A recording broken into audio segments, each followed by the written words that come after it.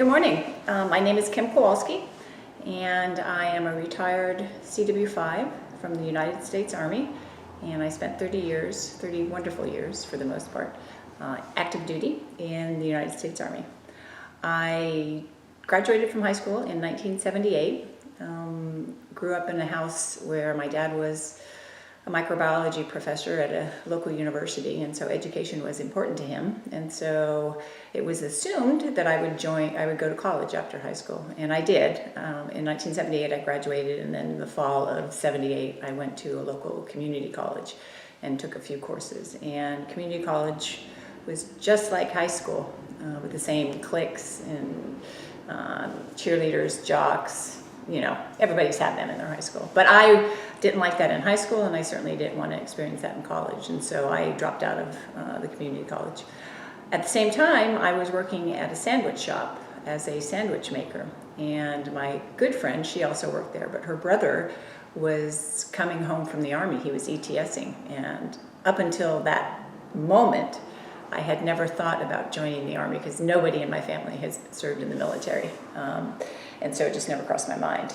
But I did take the ASVAB test in high school only because you got to get out of class in order to take the exam. So I had my scores already available when I decided, when my friend's brother came home, well, you know, I'll go talk to the Army recruiter. I don't know why I picked Army. I'm thankful I did, knowing what I know now, but at the time I didn't know Army from Air Force, from Marine, from Coast Guard. And interestingly, I wanted to be a cop my entire life. I read Nancy Drew, Hardy Boys growing up, read detective magazines, and wanted to be a policeman.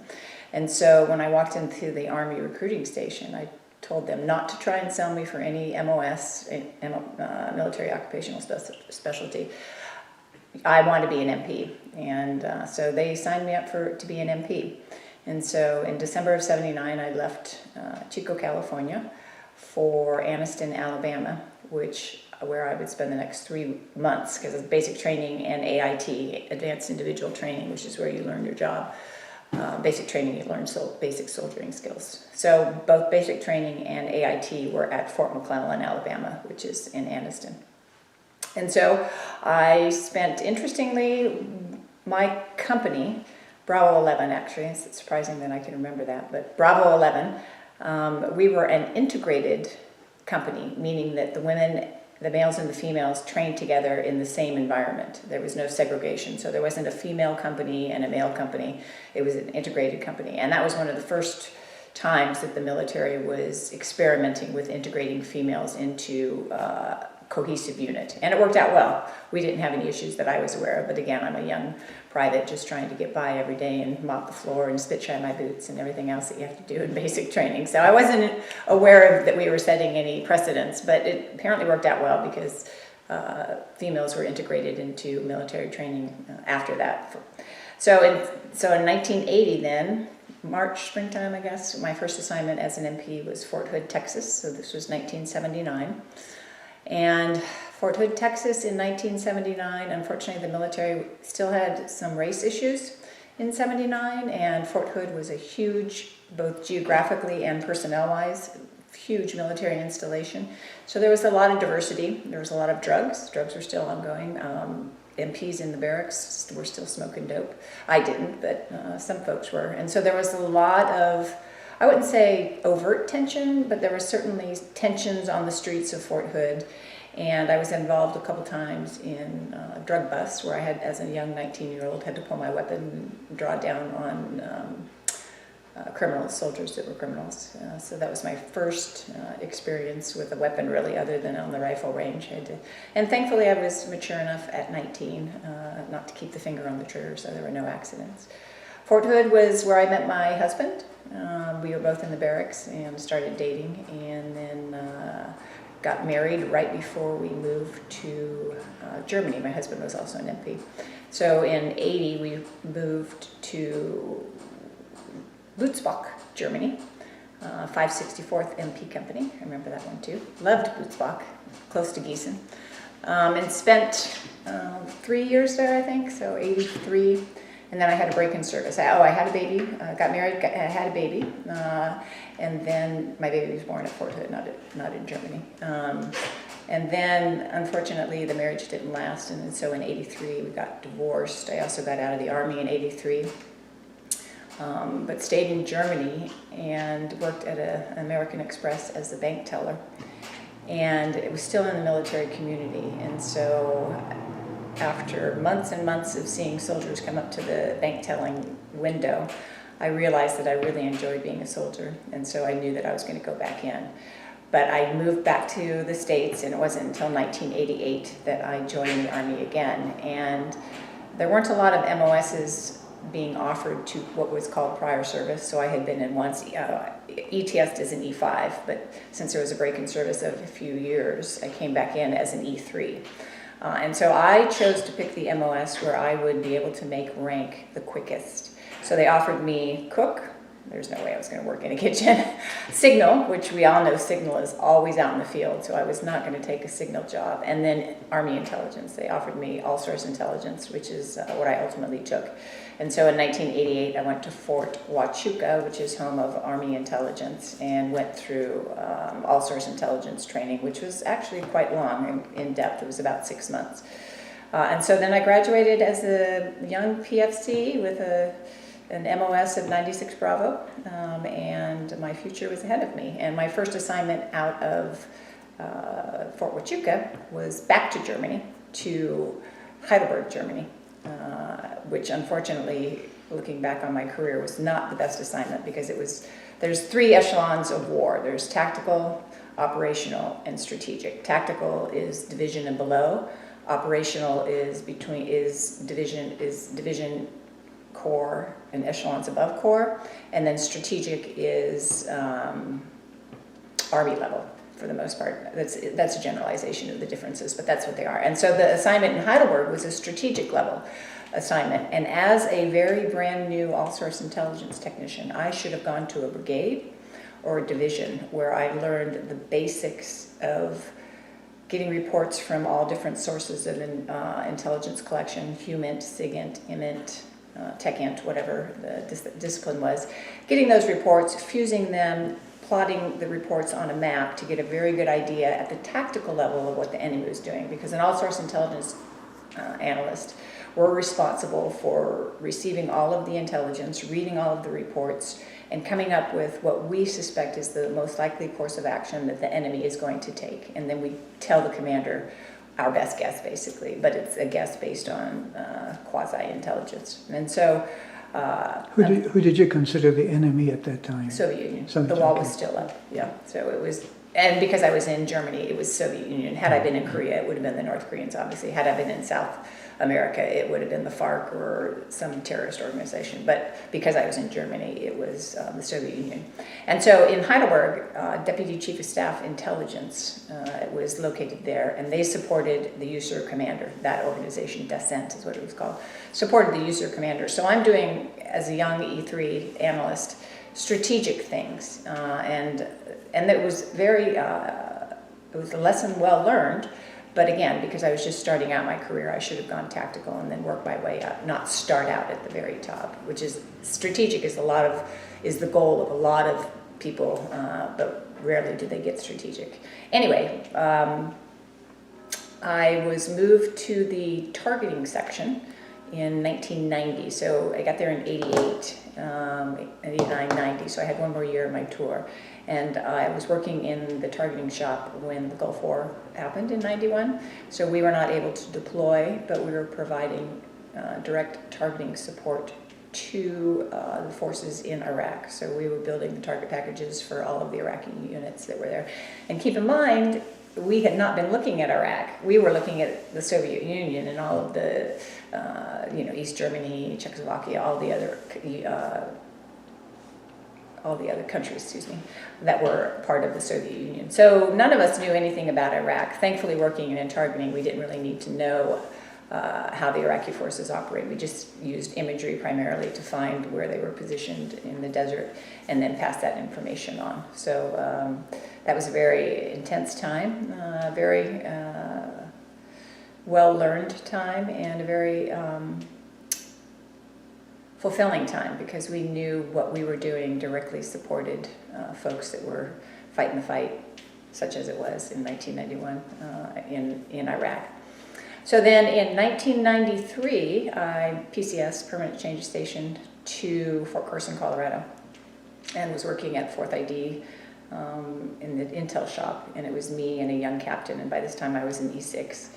And I decided that I did not want to be in E6. I thought that I would be the first female Command Sergeant Major of the Army eventually, had I stayed enlisted, but I opted when I got to Fort Carson to put in my warrant officer packet, and I was selected the first time my packet was submitted.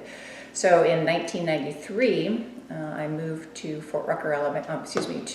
I went back to actually it was Fort Rucker. Sorry, I'm getting confused. So PCS to Fort Rucker, which is home of the Warrant Officer Career College, which is home of the Warrant Officer Candidate Course, which all warrant officers must attend in order to get their squashed bug, the warrant officer. And so in 93, I went through warrant officer candidate school. Got there in June, and we graduated in August. And so I was not commissioned yet, because warrant officer 1s are not commissioned. We don't become commissioned officers until CW2, Command Warrant Officer 2. And so I PCS'd from, I went to, after Rucker, we had to go to Fort Huachuca for a basic course in being a warrant officer.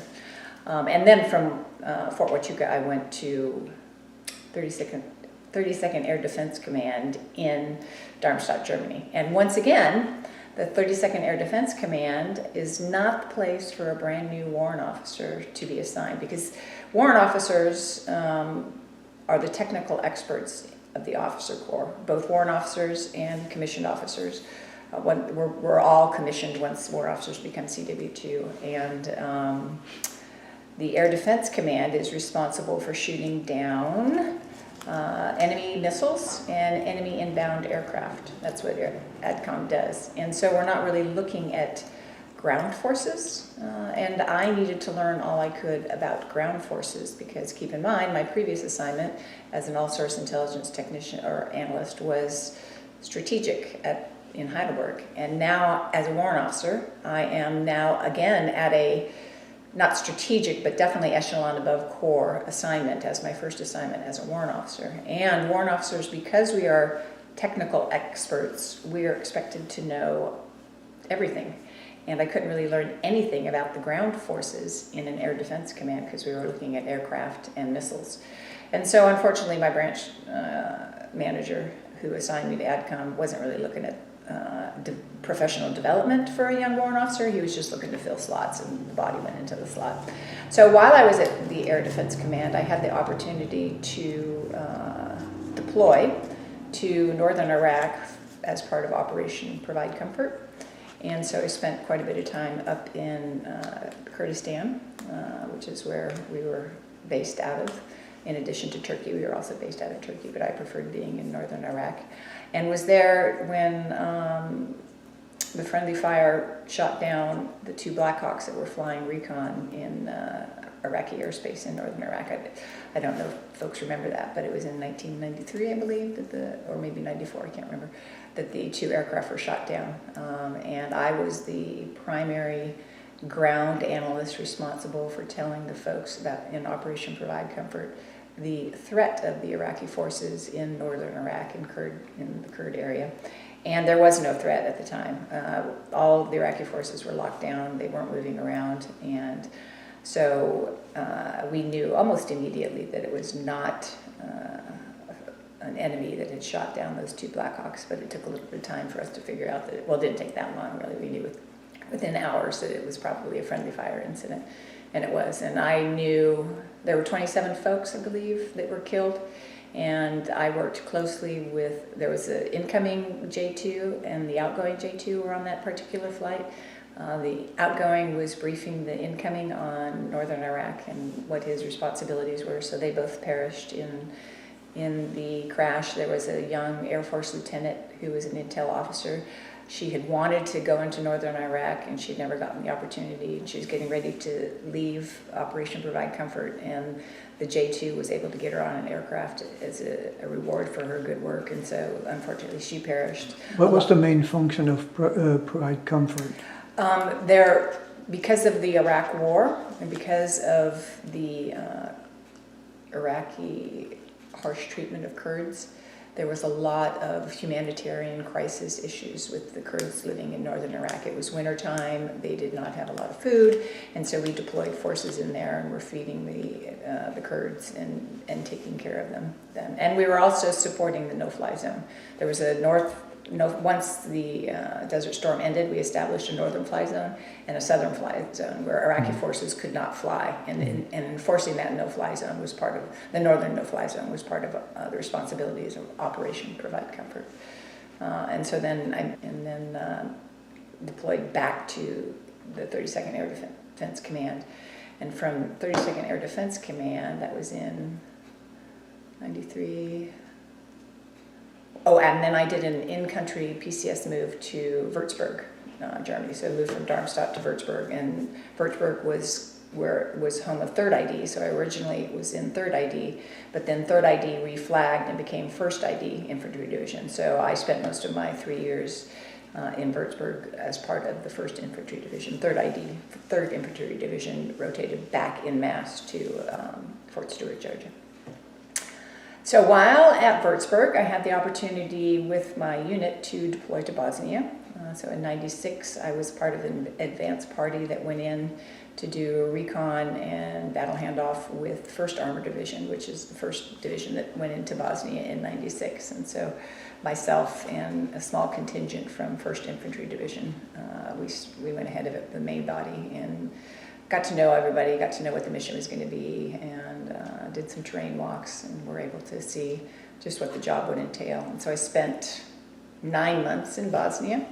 I had a very interesting time. I was responsible for tracking all of the weapon storage sites that the Bosnians had, and so we literally sent troops in and they counted all the weapons in each of the storage facilities, and there were like, and don't quote me on this because my memory, this was a long time ago, but I think there were like 120 weapon storage facilities, and we had inventory of all of them, and then I had that my team was responsible for managing the database and then briefing the boss, because we did periodic inspections to ensure that the Serbs and the Bosnians were complying with the ceasefire agreement, or whatever it was. I think it was the Bosnian Accords at that time, I can't remember.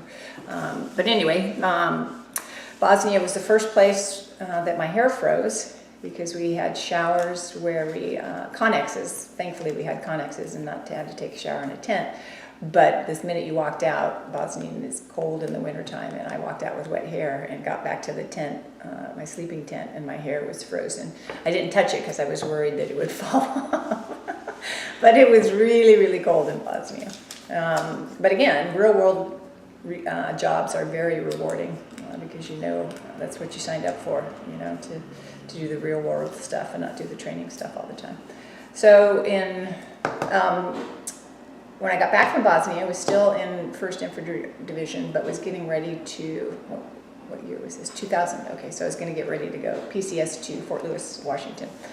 But while back from Bosnia, I started training. I'm a big runner, have been a big runner since '79. And so I started training for my first marathon, which I ran in Munich, Germany. That's my first marathon. It was tough. And the route through Munich was pretty scenic and enjoyable, and we ended up in the race ended in a coliseum, so we ran around. I don't know what coliseum it is, but we ran around a big track, and then the end line was there where all the people were. So it was very fun, and really enjoyed it, and enjoyed the training, because in Germany there are so many walking trails. Thank God the Germans love to exercise and walk, because there are trails everywhere, forests everywhere, and Würzburg abuts. What river is it? Is it the Mainz? Main, yeah, the Main.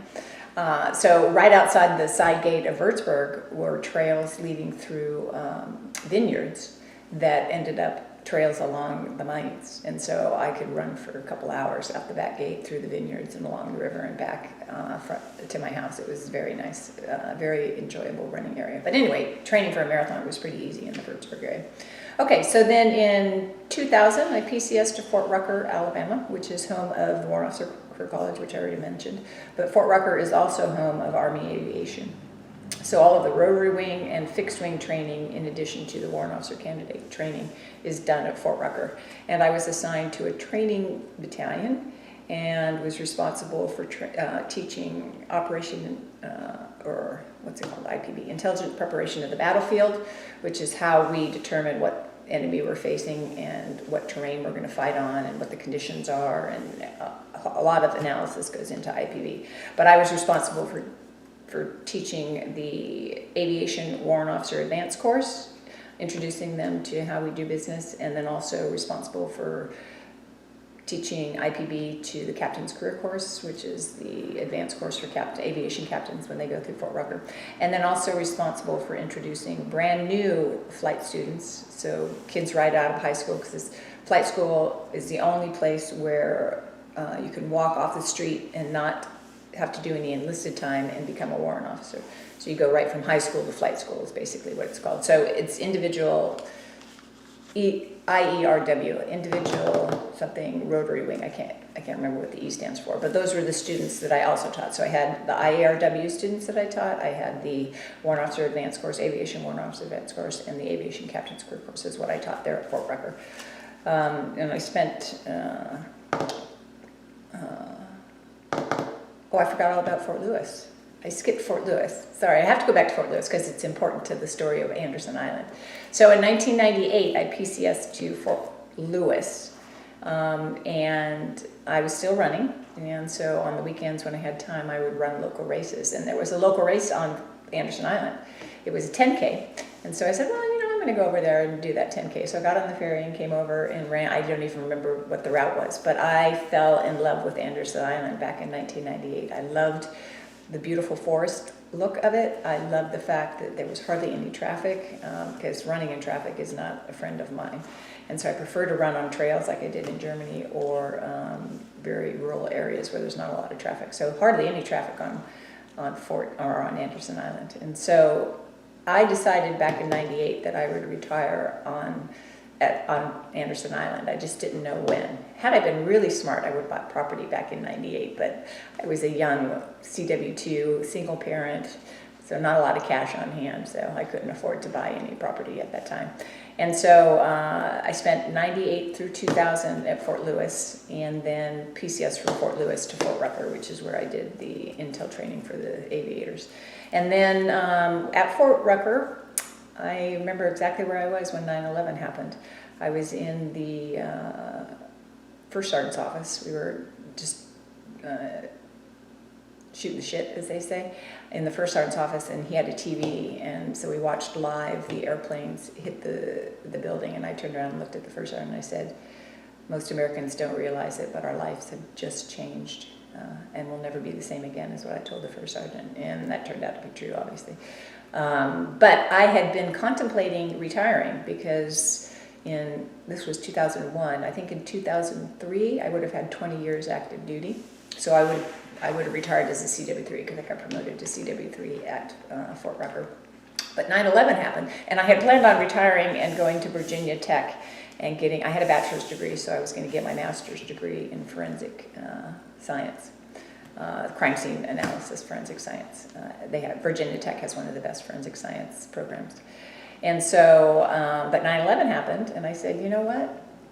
I'm going to stay in the Army. I'm going to apply for the master's degree program at the National Intelligence University. It was Joint Military Intelligence College when I went through JMIC, but it's now NIU, National Intelligence University, at Bolling Air Force Base in Washington, D.C. And so I applied for that instead of ETSing and was accepted. And so for the 2003 to 2004, I spent a year in DC getting my master's degree in strategic intelligence.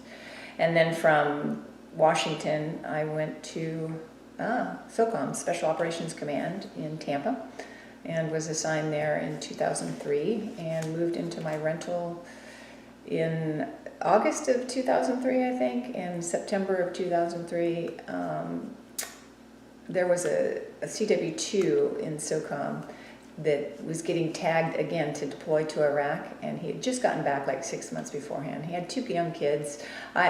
I was single, my son was out of the house, and so I volunteered to go in his stead to Iraq for a year. And so I deployed to Iraq spent maybe 4 months in the unit, and then deployed to Iraq for a year, and was stationed just outside of Baghdad.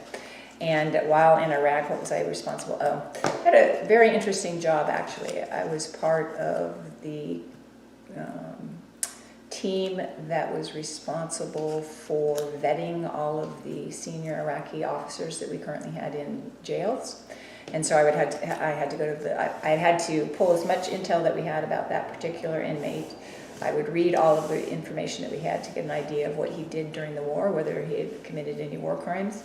And then I would go interview him with an interpreter and find out what his story was and how it contradicts or supports whatever intel I had. And then I would recommend to the senior JAG officer disposition of those Iraqi. So I don't know if you're familiar with it, but we had a card deck of 52 cards. It was a pretty good idea that we turned into Iraqi military criminals. So the ace of spades was Saddam Hussein, let's say. I don't know for sure, I can't remember. But then the senior generals were, king of spades, whatever the case may be. And so we captured most of the 52, and I probably talked to maybe 3 or 4 of them. The most senior Iraqi officer I talked or I interrogated would probably be a better word, was a 4-star general who was in charge of missile command for the Iraqi forces.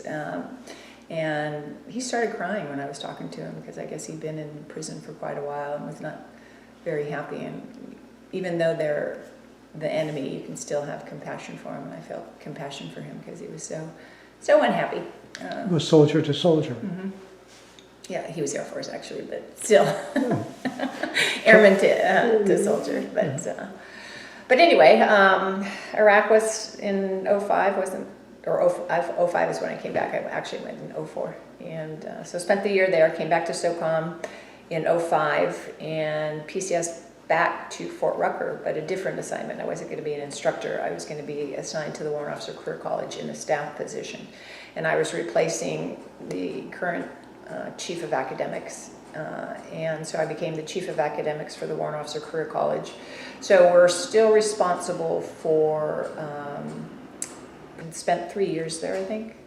So I got there in 05 and PCS in 09 actually. No, got there in I got there in 05, 5, 6, 7. Where did I go in 7?